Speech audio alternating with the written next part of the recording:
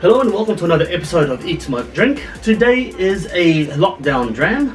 As you know, I'm not doing one every day, but it is still technically lockdown, and I'm going to be reviewing the KilchArd, okay, or KilchArd, but it's KilchArd. A little background on this, you would have seen on my channel, I've been reviewing a lot of Adelphis, okay, so Adelphi, I'm a big fan of Adelphi. And Ardnamurchan is a distillery owned by the Adelphi bottlers.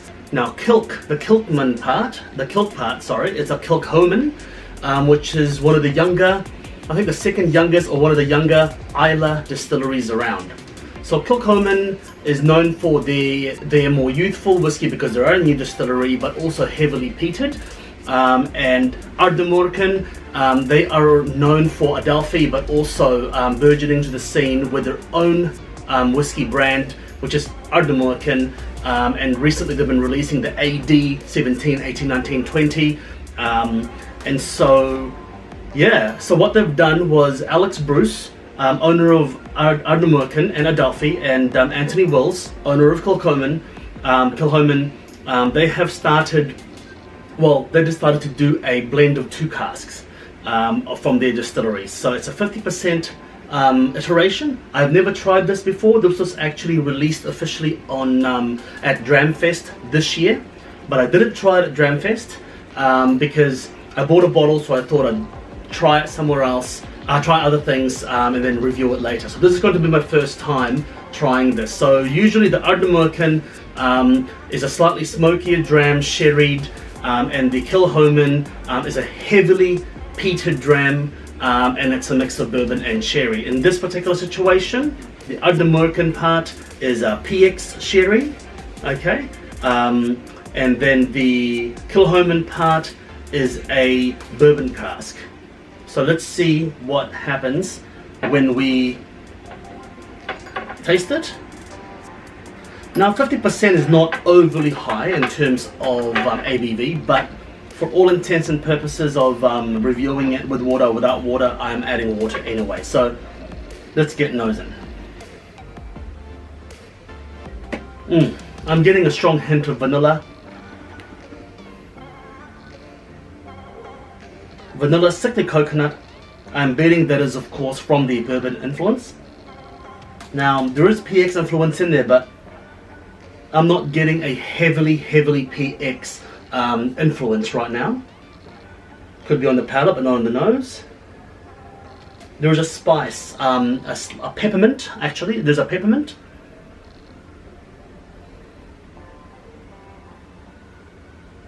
Unripe apricot. And there's a chalkiness to it as well, like a powdery smell.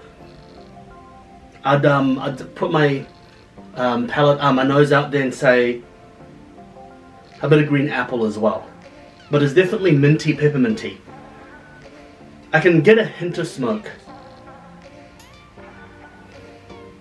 but I'm not getting a heavily peated smell right now.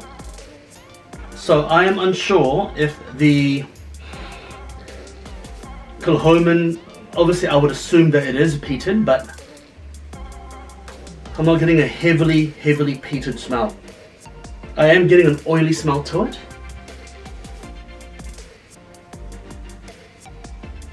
I'm getting hot wet stones, like, you know, by a river. A little earthiness. And the more I nose it, right in the back, I'm starting to get a little bit of that raisin smell as well. But just a tad. It's got a little herbalness to it though. The herbalness is something that the peppermint, herbs, and a slight fattiness. Smells very nice. Let's nose the one with water. Ooh. With water, a strong perfume comes out. With water, the sherry influence comes out a little bit more. The bourbon smell is subsides a little bit. I'm getting a little bit of salinity from with the water sample. I'm getting a toasted cedar. It reminds me of my humidor. When I open my humidor, I get a little bit of that cedar, kind of like a sharp perfume, but very pleasant smelling dram. Now let's get tasting.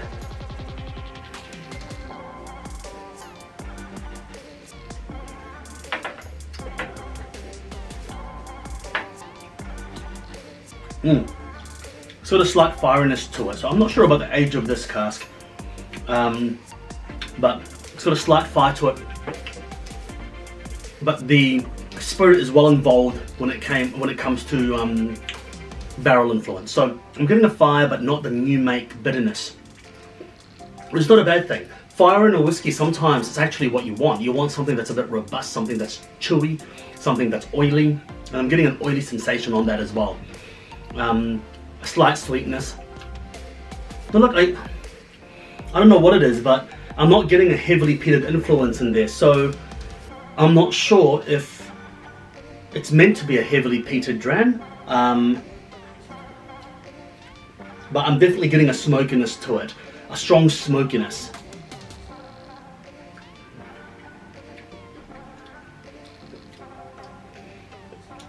I think on the back palate I'm getting a little bit of that resiny, peat, but I wouldn't characterize it as a heavily peated dram. It is a very smoky dram, so that's interesting. It's oily, it's chewy, it's a mouthful, and the finish is quite long with a no water sample. I'm trying to pinpoint this flavor. I'm getting some slight sourness, an unripe stone fruit, chalkiness like an unripe apple. The peppermint definitely lingers in the mouth, so there's a peppermint lingering in the mouth. I'm getting a bit of ginger spice in there, and a sweetness that lingers as well, like a brown sugar syrup, and a slight butteriness to the whiskey.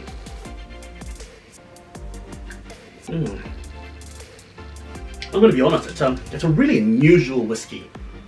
It's a really unusual whiskey. I'm getting a savouriness and a sweetness all at once. I'm getting the kind of that aroma of a maple syrup, just a little bit of a maple syrup aroma. I'm getting some candied orange peel, but the vanilla, the coconut sickliness is not there anymore. I'm quite fascinated with this whiskey. I mean, I don't know if I love it yet, but I certainly don't dislike it. I think, I mean, obviously I'm leaning towards liking it because it is a very interesting, intriguing whiskey. I mean, there's a particular, and I don't know how to explain it, an ashiness that I can like a, almost like a burnt, like you know, when you're cooking on a pan, and you're cooking on a pan and you want to deglaze the bottom of your pan, you put a little bit of red wine in there, and a little bit of that smell. But translated to taste, and there is a Glenelgan-esque waxiness, a Glenelgan-esque perfume to it, like baby wipes. Lightly tannинed, very, very interesting dram. Let's try the sample with water.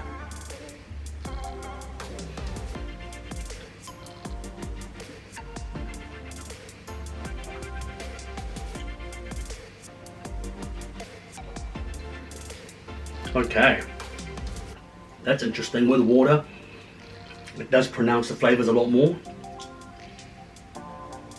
I'm getting a caramel, a fudge, a buttery sensation to it. The fire subsides and it lets you taste a little bit more. So I would say now, the little bit of water does give you that palate opportunity to taste it a little bit more.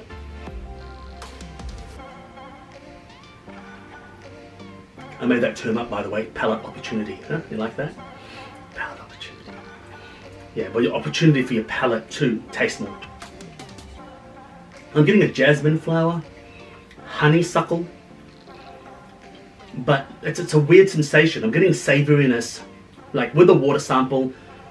I'm getting salinity, like a prosciutto, not bacon, prosciutto with a hint of smoke. Although bacon is supposed to be the smoky one, but it's still very much prosciutto, that fattiness, that meatiness, but it is sweeter, on the sweeter side, but there is also smoke.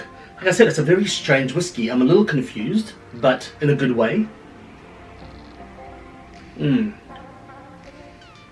There is a char. I can taste a heavy smell of char.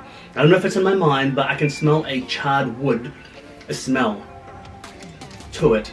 Like when you've got a bonfire and you've got just the smouldering bits of wood, you've got a little bit of that wood smoke. I'm getting some of that.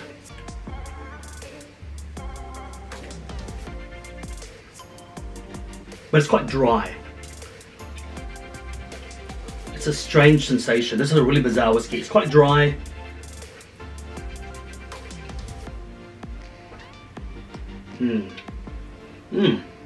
Look, the more sips I have, actually, the more my palate becomes accustomed to it. I'm really quite enjoying this dram. I really am. And it's very different, very unusual dram. Actually, I would say extremely unusual. And what I like about that is because I guess the two distilleries are quite new. Ardnamurchan is what, sub 4 years old, sub 5 years old. Kilchoman is sub 13, sub 14 years old, something around about that ballpark figure. So it is a very different style of whiskey. The barrel sizes they probably use are also different to other hogshead and other butts that people use. So obviously it's going to be an unusual style. It is a Scotch whiskey, but it is a blended whiskey. So it's not a single malt, it is a blended whiskey from two distilleries. And 50% is a good ABV. It packs a punch enough to intrigue you, but not too much that it burns. But I'm really enjoying this dram. It's just flavor everywhere. It's just flavor everywhere.